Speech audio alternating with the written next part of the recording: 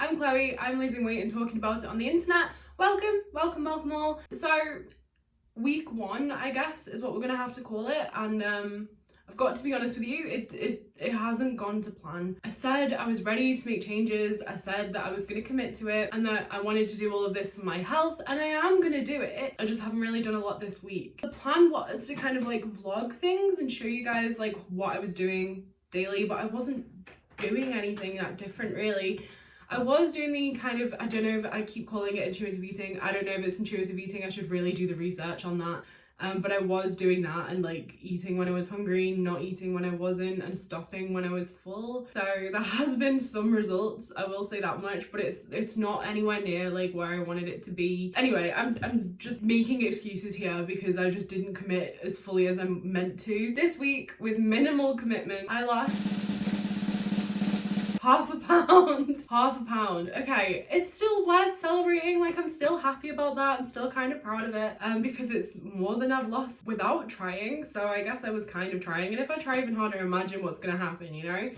But the thing is, I started thinking about like why haven't I committed properly? I mean, I can say that I'm busy, but busy people do this. I can't just keep saying I'm too busy to really commit. I actually have to think about why haven't I committed yet? There has to be a reason. First of all, I want you to know I have figured it out. I know what it is, and I am going to share that with you. So stick around for that. I literally figured out that the reason I want to do this is because I want to live longer, and that's a really good reason to do it. So like, why is that not motivation enough for me?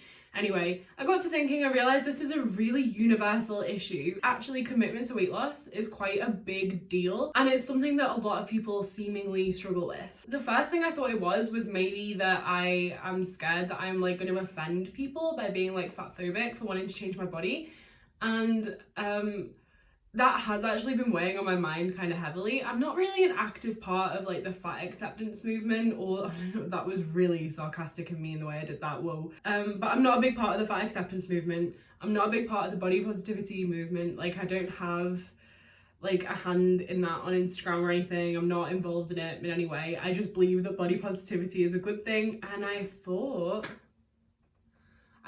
that fat acceptance was a good thing. There was a lot of research that I did. I've read an awful lot about it. I'm not going to bore you with it right now, but there was one video that I came across by somebody called Megan Ann, and she talked about how fat acceptance and like the movement itself is kind of toxic. At first I was like, whoa, you are going to upset so many people. Why are you doing this? But then when I was watching it, I was like, wow, yeah, no, all of this resonates with me. I completely understand. She is so brave for putting herself out there like that, because she's actually summarized what I have been feeling in terms of like wanting to be healthy, but also being scared that like losing weight is fat phobia. Turns out it's not. A big part of what fat acceptance is, or what they stand for, is health at every size. And I've never been someone who thinks that fat means you're unhealthy, and I probably never will be one of those people. However, the fat acceptance movement kind of insists that all fat people can be healthy, and I'm sorry, it's just not true. It just isn't true. Nobody who is my size can be healthy. It's just not physically possible. Even if on the inside you're okay, you have to admit that on the outside you have some issues. I mean, your joints and stuff are on the inside, right? But like, my knees hurt sometimes because they have to carry around so much more weight than they are designed to carry around. My hips hurt sometimes, my back hurts sometimes. Like, those are just like base level things. But then, like we were talking about in my last video, I have heart palpitations sometimes. That really worries me, and I have asthma, so like I can't be putting any more strain on my cardiovascular system, on my respiratory system. I'm not a doctor. We talk about that a lot here as well, that I have heard people talk about being overweight and that having some impact on their breathing when they do exercise or like even walk a short distance. So like, it's really clear that it's not possible to be this size and healthy, because if you are this size and you work towards fitness, you will naturally lose weight. It's just true. Anyway, basically, I've decided I'm not going to be able to care about that anymore, because if people are going to be upset by me wanting to improve my health, and people are going to be upset by it, and like, I'm not going to stop or let it like slow me down anymore, because as much as I want everybody to be accepted and treated fairly by society, Because let's be honest, fat people aren't treated nicely by society. I think all people deserve respect regardless of their size. I think there are many issues with the way that fat people are treated because of their size in society. I think it's almost accepted for them to be treated as lesser, and that is a massive problem. The problem that I have with fat acceptance isn't that, you know, fat people should be accepted as valid human beings. It's the health at every size thing that I take issue with. And that was what I thought was my roadblock. I thought I was feeling guilty because of the fat acceptance people. I thought that was my problem. I've decided that it isn't. Maybe I just don't love myself enough. Or maybe I do, but I haven't factored that into the equation here. I haven't put two and two together and realized that making huge life changes like this necessitates the motivation that I truly believe that I deserve it. I think you can only truly put in the work if you believe that you deserve it, and I think that comes from loving yourself. And I do love myself. I think you can't put your body through exercise which hurts and is hard and grueling without knowing that you deserve what will come from it. You can't stop yourself eating something when you're sad because you hate yourself. You can't make yourself feel even worse to stop that from happening. You have to do it because you love yourself. When you love yourself, you make decisions for your health in the long term. It's not about instant gratification. I want to believe in a future with myself, you know? I want to create that, and that means that I have to make decisions every day that show that I care about myself. And this isn't just believing that like I am a good person, or that, you know,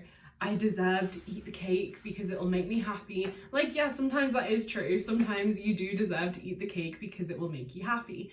But loving yourself is deciding that sometimes you shouldn't, because the nutrients in it aren't exactly what you need right now. It's also putting good things into your body to create balance, because that is what it's all about ultimately, is balance. You can't just stop having the nice things. You have to just implement other things to replace some of those things that you were eating before that weren't necessarily as good for you as like other things. I'm trying not to give specific examples here because I'm not a nutritionist. I don't know what you need to be eating, so I don't want to tell you exactly what I'm eating all the time. You might be thinking, okay, Chloe, that's cool. Like, you think the key to weight loss is loving yourself, and you do, but what if I don't? Oh God, I really hope that isn't the case for a lot of you, but I thought it would be a good idea to do some research into this, so I made some polls. I'm in a Facebook group called Bod Squad, and it was created by Jordan Murphy, aka Jordan Shrinks, back in the day. It's full of people who are trying to lose weight or have lost weight, and I assume that they would be the best people to ask about this, because I assume the people watching this are in a similar boat. So out of a group of 119 people in the last 42 minutes, I know I should have posted it earlier, I just kind of didn't think to use the resource. Out of 119 people, only 22 agree that they love themselves. That's not a lot, is it? A further 33 said that they don't love themselves, which is really upsetting to me.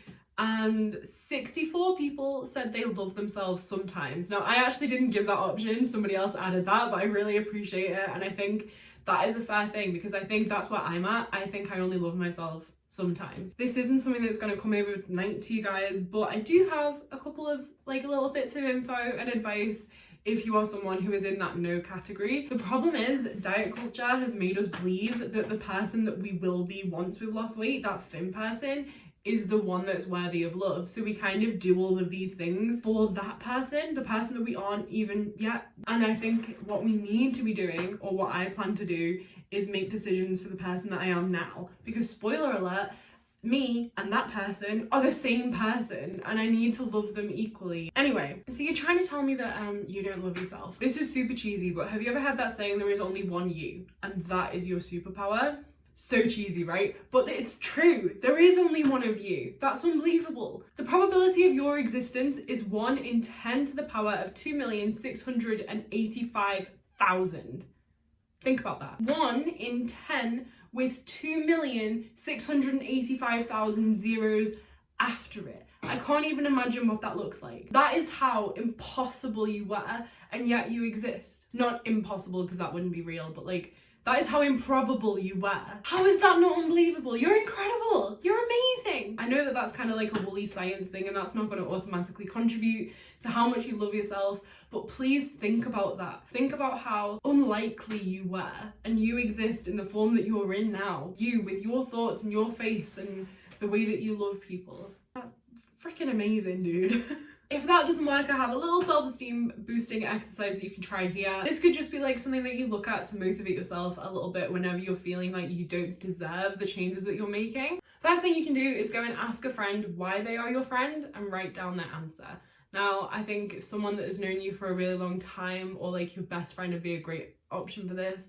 If you don't necessarily have a long-term friend or best friend that you could ask, maybe ask like a co-worker why they like working with you, or your closest sibling, like what's their favorite thing about you. Another thing you can do is list 3 skills that you have. Learning a skill is amazing. Like, it's a really cool thing to do. You've already done that for yourself, so why can't you do this? The next thing you can do is write down something that you are proud of and the way it makes you feel when you think about it, because this is going to be something else that you can be proud of. You're trying to replicate that feeling. Next is think of a way that you bring people happiness. So like, maybe you're a really good cook, maybe you're really funny, maybe you're a really good singer, maybe you're really good at listening to people, maybe you give really great hugs. It could be the smallest thing in the world, or you could have some immense talent or something. You know, write these things down because it's going to make you feel good about yourself. And the last thing is to write down something that makes you unique. Please don't write that you are obese.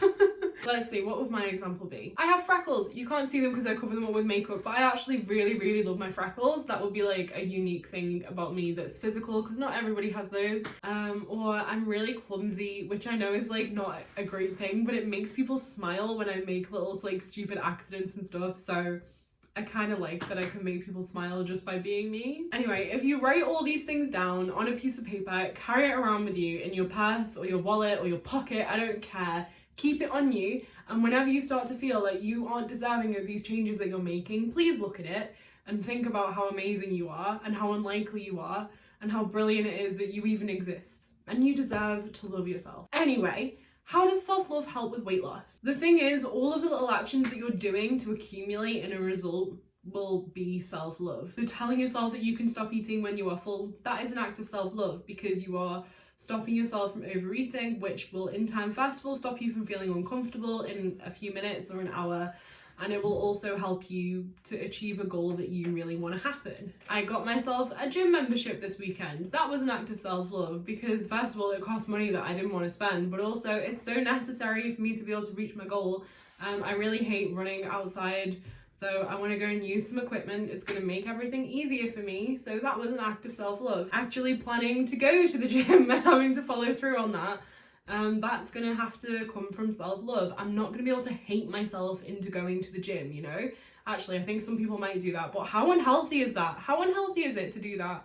Please think about that. Please don't be like, oh, you're such a fat, horrible person, you have to go to the gym. It's not a sustainable way of thinking, basically. Allowing yourself to eat foods that you love in moderation, or eating with your family, things like that are going to require self-love. I'm not saying that you should just go ahead and ruin all of your progress in the name of self-love. I'm just saying no one's progress was ever ruined by one meal. So you should love yourself enough to allow yourself little luxuries like that now and again. You need to be able to allow those normalities in life, like sitting down and eating a meal with your family. Sometimes though, it might be saying no to things like that, which is also okay. You have to be able to trust yourself to make decisions and know that it's best for you, whichever way that might go. And that involves loving yourself enough to know that you deserve results, but also knowing that you deserve to enjoy your life in the here and now, and not just when you're thin. Another thing I just want to quickly cover is watch that negative self-talk, because it's not helping you get anywhere. Instead of thinking, if you don't finish that food, you'll be thin, think, I can stop now because I'm full. And try not to think, if you don't go to the gym, then you're going to stay fat. Think, you deserve to go and work out because you deserve a stronger body. Tell yourself that you deserve the things that you are doing in a good way, not a negative way. Hype yourself up. Tell yourself you're amazing. Whenever you have a successful day, make yourself feel good about it. Literally say out loud to yourself, I did really well today. Equally, if things haven't gone to plan, don't be calling yourself a waste of space or anything of that kind. Just tell yourself that you deserve to do better tomorrow. I think what I'm trying to say, you have to love yourself now in order to be healthy in the future. That's what I think was blocking me this whole time is I wasn't thinking of it from a perspective of actually benefiting myself. I hope you guys understand what I'm talking about. I hope this makes sense. Anyway, experiment week 1. Results, minus 0.5 pounds. Total loss, 0.5 pounds. Lesson learned, missing component, self-love. Changes implemented, loving self. Thank you so much for watching this video, especially if you made it this far. It was really cool to spend some time with you. If you found this video helpful, please do give it a like, hit that subscribe button and the bell so that you can be notified the next time that I upload a video. Also, please comment down below. I really love hearing your stories, and I just want to say thank you because I had some really beautiful and transparent comments on my last video, and it made me feel really connected with you guys to know that we're like going through the same thing, or that you have been through something similar.